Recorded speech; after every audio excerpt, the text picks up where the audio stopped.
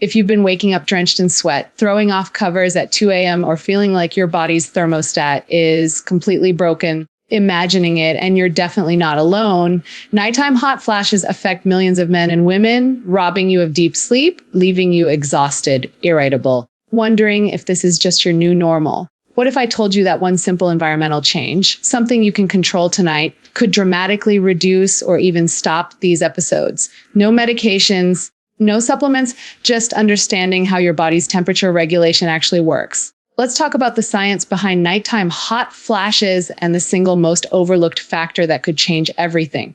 Here's what most people don't realize. Flashes aren't just about feeling hot. They're a complex neurological event involving your hypothalamus, the part of your brain that acts as your body's thermostat.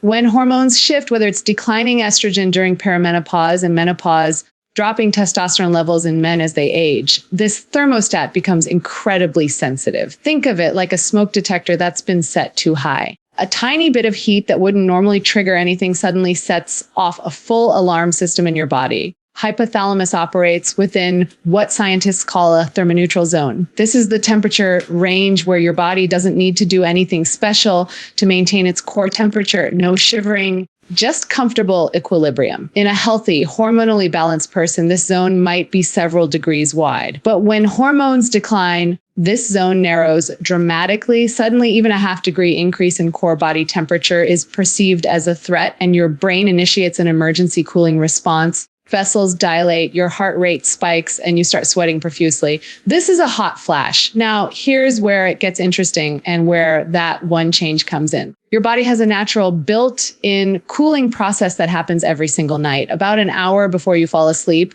your core body temperature begins to drop. This isn't random. It's orchestrated by your circadian rhythm, your body's internal 24-hour clock. This temperature drop is actually a signal to your brain that it's time to sleep. Throughout the night, your core temperature continues to decline, reaching its lowest point around 4 or 5 a.m. before gradually rising again as morning approaches. This process is critical. Deep, restorative sleep only happens when your body successfully cools down. But here's the problem: if your sleeping environment is too warm, your body can't complete this cooling process effectively. Someone whose thermoneutral zone is already narrow, someone whose hypothalamus is already on high alert, warm bedroom becomes the perfect trigger for nighttime hot flashes. Let me give you an analogy. Imagine trying to cool down a computer that's overheating, but the room it's in is 80 degrees. Even with the fans running, the computer can't dissipate heat efficiently because there's no temperature gradient, nowhere for the heat to go.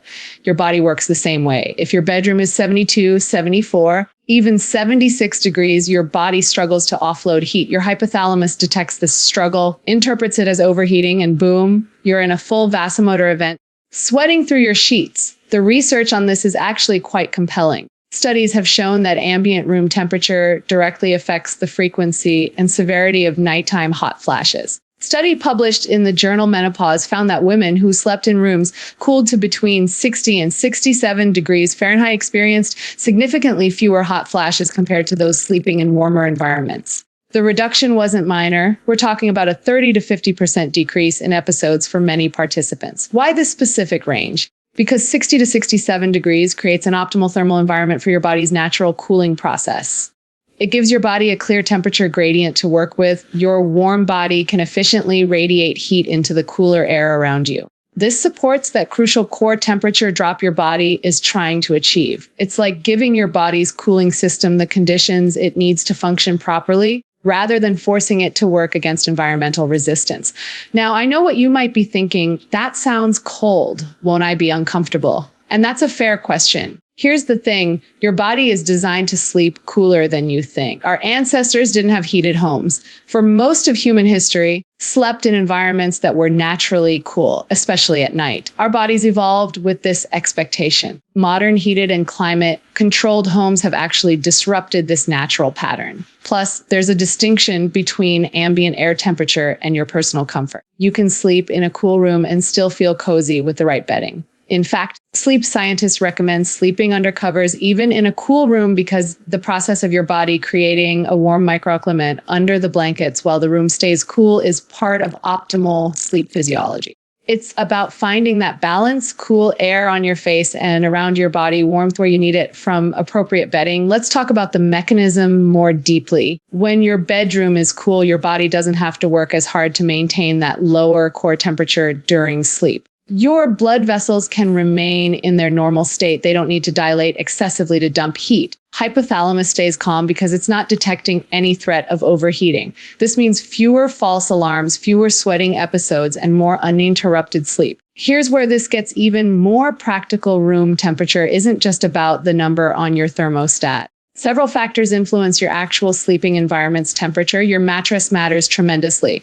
Memory foam and thick pillow tops trap heat against your body, essentially creating a warm cocoon that prevents heat dissipation. If you're dealing with nighttime hot flashes, consider a mattress with better airflow. Hybrid mattresses with coil systems, latex, or even newer cooling gel technologies can make a significant difference. Your bedding choices matter too. Heavy comforters, synthetic sheets, and multiple layers might feel luxurious, but they can trap heat and humidity against your skin. Natural, breathable fabrics like cotton, linen, or bamboo-derived materials allow for better air circulation and moisture wicking. If you're someone who experiences hot flashes, you might actually benefit from having layers you can easily adjust, a lightweight blanket plus a breathable top sheet that you can kick off if needed, rather than one heavy duvet you're either under or not. Your sleepwear is another consideration that's often overlooked. Pajamas made from synthetic materials or thick fabrics can trap heat and moisture. Loose-fitting, breathable cotton or moisture-wicking fabrics designed for athletic wear can help. Some people find that sleeping with minimal clothing or even without pajamas allows for better temperature regulation, though this is personal preference. Now, let's address some common mistakes people make when trying to cool their sleeping environment. First, pointing a fan directly at yourself all night might seem like a solution. It can cause its own problems, dry eyes, dry throat, and sometimes actually disrupting sleep quality. A better approach is using a fan to circulate air in the room, creating gentle airflow without direct constant exposure. Second, cranking the air conditioning down to 55 degrees right before bed and then having it cycle on and off all night creates temperature instability, which can actually trigger hot flashes rather than prevent them. The goal is consistent, moderate cooling, not extreme temperature swings. Set your thermostat to your target temperature an hour or so before bed, allowing the room to stabilize. Third, and this is important, if you share a bed with a partner who prefers warmth, this becomes a negotiation. But there are solutions. Dual zone electric blankets allow for individual temperature control. Couples use separate top sheets or blankets. The key is recognizing that if you're the one experiencing hot flashes, cooler ambient temperature is a medical need, not just a preference, and there are ways to accommodate both people's comfort. Let's also talk about what amplifies the problem, behaviors and lifestyle factors that raise your core body temperature before or during sleep, making your environment's temperature even more critical. Eating large meals close to bedtime raises your core temperature because digestion is a heat-producing metabolic process. Your body has to work to process that food, generating warmth internally. If you're already in a warm room with a narrow thermoneutral zone, this can be the tipping point that triggers a hot flash. Alcohol is another major culprit. Many people think alcohol helps them sleep. While it might make you drowsy initially, it's terrible for temperature regulation. Causes vasodilation, your blood vessels expand, which can trigger hot flashes directly. It also disrupts your sleep cycles and interferes with your body's natural temperature regulation throughout the night. If you're dealing with nighttime hot flashes, reducing or eliminating alcohol, especially in the evening, can make a measurable difference. Exercise is generally excellent for overall health and can actually improve hot flash frequency in the long term by supporting hormonal balance and cardiovascular health. Intense exercise within 3 hours of bedtime raises your core body temperature significantly, and it can take several hours to fully dissipate that heat. If you exercise in the evening and then try to sleep in a warm room, you're stacking factors against yourself. Morning or early afternoon exercise is better if nighttime hot flashes are an issue for you. Stress and anxiety also play a role. When you're stressed, activates the sympathetic nervous system, your fight or flight response. This increases heart rate, blood pressure, and yes, body temperature.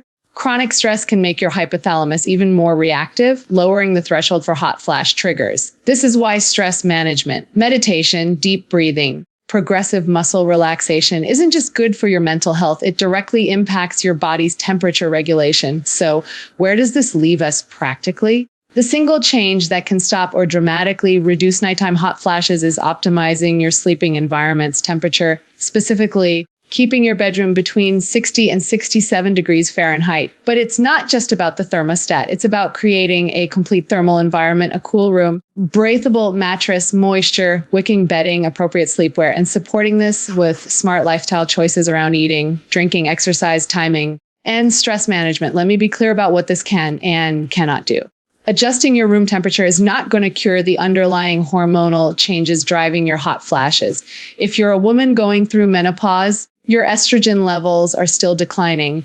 If you're a man experiencing andropause, your testosterone is still lower than it was in your youth. This intervention doesn't change those fundamental processes. It does is remove a major environmental trigger and give your body's compromised temperature regulation system the best possible conditions to function. Think of it as removing obstacles rather than curing the disease. For some people, this alone is enough to eliminate hot flashes entirely. For others, significantly reduces frequency and severity, making the remaining episodes more manageable. And for others still, it's one important piece of a larger strategy that might include hormone therapy, dietary changes, supplements, or other medical interventions. Worth noting that this isn't a one-size-fits-all prescription. The 60 to 67 degree range is a guideline based on research averages, but individual variation exists. People find their sweet spot at 64 degrees, others do better at 62 or 68. The key is experimentation and paying attention to your body's signals. Track your hot flash episodes, how many, how severe, what time of night, and adjust your room temperature incrementally until you find what works for you. There's something empowering about understanding the mechanism behind what you're experiencing. Hot flashes can feel random, uncontrollable, like your body has betrayed you. When you understand that they're a neurological response to a narrowed thermoneutral zone triggered by hormonal changes, and that environmental temperature is a controllable variable in that equation, you regain agency. You're not helpless. You have tools. This also highlights a broader principle about health optimization. We often look for complex solutions, medications, supplements, advanced therapies, while overlooking fundamental environmental factors. Sleep hygiene isn't glamorous. It doesn't come in a pill bottle or require a prescription. It's foundational. Your sleeping environment affects not just hot flashes, but sleep quality overall. Impacts everything from cognitive function to immune health to emotional regulation to metabolic health. If you've been suffering through nighttime hot flashes, if you've been told this is just part of aging or you'll have to live with it, I want you to know that's not entirely true. Hormonal changes are real and sometimes inevitable. Your experience of those changes is not fixed. Simple, accessible interventions like optimizing your sleeping temperature can make a profound difference in your quality of life. Start tonight. Check your thermostat. Assess your bedding, consider your evening routine, give your body the thermal environment it needs to regulate temperature effectively. Track your results over a week or two. You might be surprised at how much better you sleep, how much more energized you feel during the day, and how much control you actually have over what seemed like an uncontrollable symptom. Your body is incredibly intelligent. It's trying to maintain balance with the hormonal resources it has available. When you support that process with smart environmental choices, you're working with your physiology